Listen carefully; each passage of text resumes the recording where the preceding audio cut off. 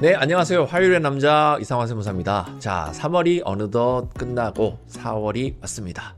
4월이 오면 좀 더 나아질 줄 알았는데 아직 3월의 여파가 끝나지 않고 있습니다. 많은 분들이 진통을 겪고 있는데요. 4월에는 도대체 무엇을 해야 되는지 한번 들어가 보도록 하겠습니다. 자, 지난 영상에서는 3월 법인세 신고를 위해서 결산이 완료된 시점에 대표이자 주주로서 결산 재무제표를 바라보는 시각과 어떤 부분들을 눈여겨봐야 하는지 인사이트를 드린 영상을 찍은 바가 있습니다. 자, 오늘 이 시간에는 작년도 결산 재무제표를 활용해서 회사의 경영 상황을 진단하고 올해 회사를 어떻게 운영해 나감에 있어서 유용한 정보들을 얻을 수 있고 어떻게 활용할 수 있는지 영상을 준비해 봤습니다. 회사의 재무제표에는 회사를 경영하는 대표자와 회사를 소유하고 있는 주주하고 그리고 회사의 자금을 대여한 은행도 있고요. 회사의 자금을 대여한 투자자도 있습니다. 근데 투자자가 이자를 받기 위해서 준 사람도 있고요. 회사가 잘 되면 주식을 주세요라고 해서 스탁옵션처럼 이렇게 옵션을 가지고 있는 이해관계자들도 있습니다. 그렇기 때문에 재무제표에는 유용한 정보들이 고스란히 담겨져 있기 때문에 경영지표를 분석을 통해서 그 정보를 향해 어떤 내용을 볼 수 있는지 볼 수 있어야 되는 거예요. 누가? 대표님이 보셔야 되는 거예요. 왜냐하면 대표님이 이 내용을 알아야 은행에 가서도 얘기하고요. 주주한테 가서도 얘기하고 우리 회사 투자자한테도 얘기하고요. 얘기를 할 수 있는 거예요. 우리 회사 이러이러한 내용이 있는데 그렇기 때문에 미래가 밝고 돈 더 투자하세요. 이렇게 얘기할 수도 있는 거잖아요. 은행에다가는 야 너네 그렇게 부담스러워하지 마. 우리 회사 이렇게 잘 갈 수 있어. 그러니 상환 요구하지 마. 이자 올리지 마. 이렇게 얘기할 수 있다라는 부분 지켜보시면 되겠습니다. 자, 경영지표에는 어떤 것들이 있고 의미에 대해서 한번 알아보시죠. 자, 첫 번째, 건전성 지표. 회사의 재무 상태가 건전한지, 자기 자본에 대한 비율을 얼마나 가지고 있는가, 그리고 타인 자본에 대해서 부채 비율은 몇 %에 있는가, 차입금은 도대체 얼마나 의존하고 있는가, 유동 비율이 어떻게 되는가라는 카테고리에 해당을 합니다. 자기 자본 비율을 보시죠. 회사의 총 자산 중에서 자기 자본, 내가 돈 넣은 게 얼마가 되는가, 주주가 돈을 넣은 게 얼마가 되는지를 보겠다라는 부분인 거예요.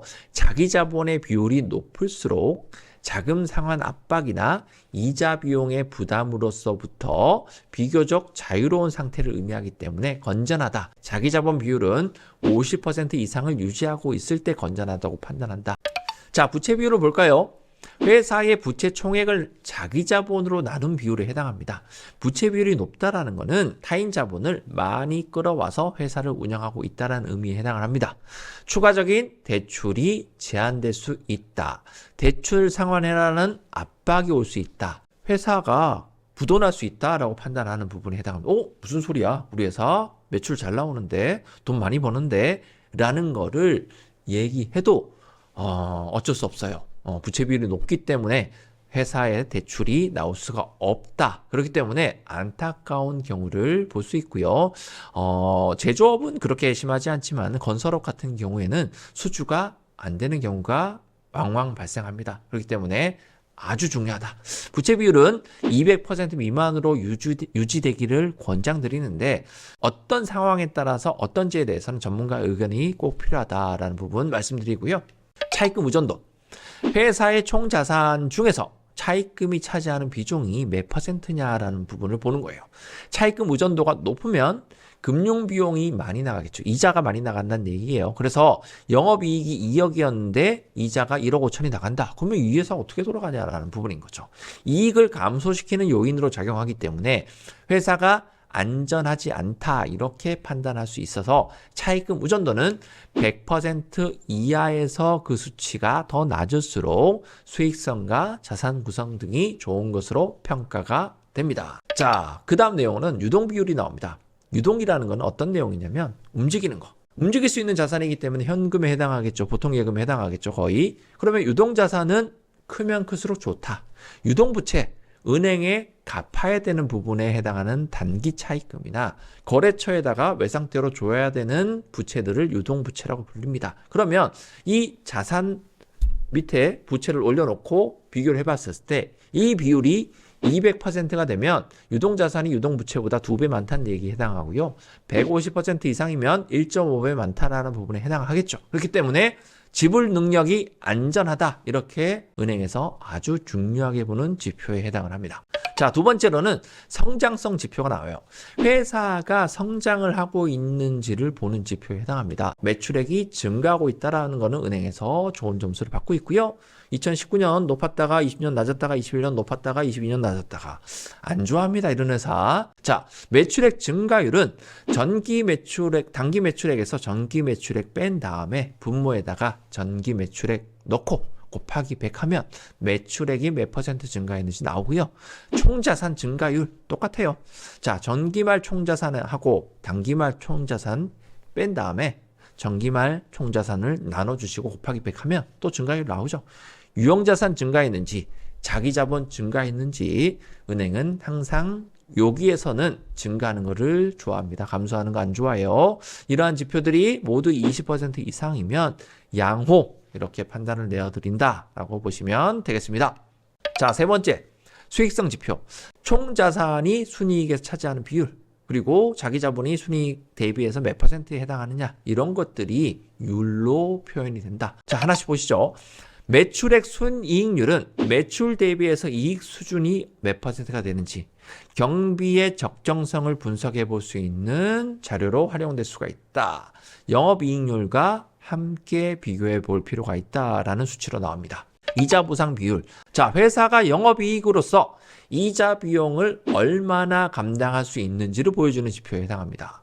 수익성 지표에 있으면서도 안전성 지표로 활용되는 경우가 있습니다. 이자 보상 비율이 1.5 이상이라면 이자 지급 능력이 충분하다. 이렇게 보시면 되겠습니다. 자, 이 내용이 무슨 내용이냐면 영업이익이 1억 5천이고 이자 비용이 1억이라면 이 비율이 1.5라는 부분인 거예요. 만약에 이자 비용 1억인데 영업이익이 1억이다. 그러면 이자 보상 비율은 1이죠. 그러면 이 회사는 은행을 위해서 존재한다. 이렇게 보시면 되겠습니다. 열심히 일을 할 이유가 없죠. 한번 판단해 보실 필요가 있다라는 부분에 해당을 하겠습니다.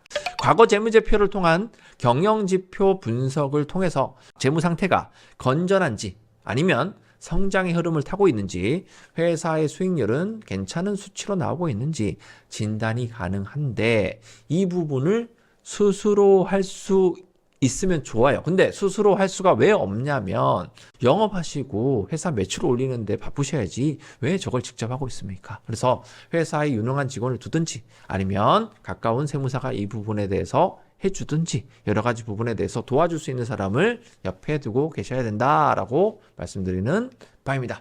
사람으로 치면 건강검진표에 해당을 합니다. 당뇨가 있다라고 나오면 탄수화물 조절하고 비만이라고 나오면 유산소 운동을 합니다. 회사도 마찬가지입니다. 경영지표 분석해보고 문제 있다고 판단받으면 이 부분에 대해서는 어떻게 문제 해결할 것인지 올해는 문제를 줄이기 위해서 어떤 플랜을 세울 것인지 의사결정을 할 수 있어야 됩니다. 4월 이 시점에서 회사 경영지표 분석을 활용해서 올 한 해 회사의 운영 방향을 설정함에 있어서 중요한 터닝 포인트가 되시기를 바라겠습니다. 자, 회사 경영지표 분석 시에 궁금한 점이 생기시면 또 문의 주시면 되겠습니다. 저는 이상화 세무사였습니다.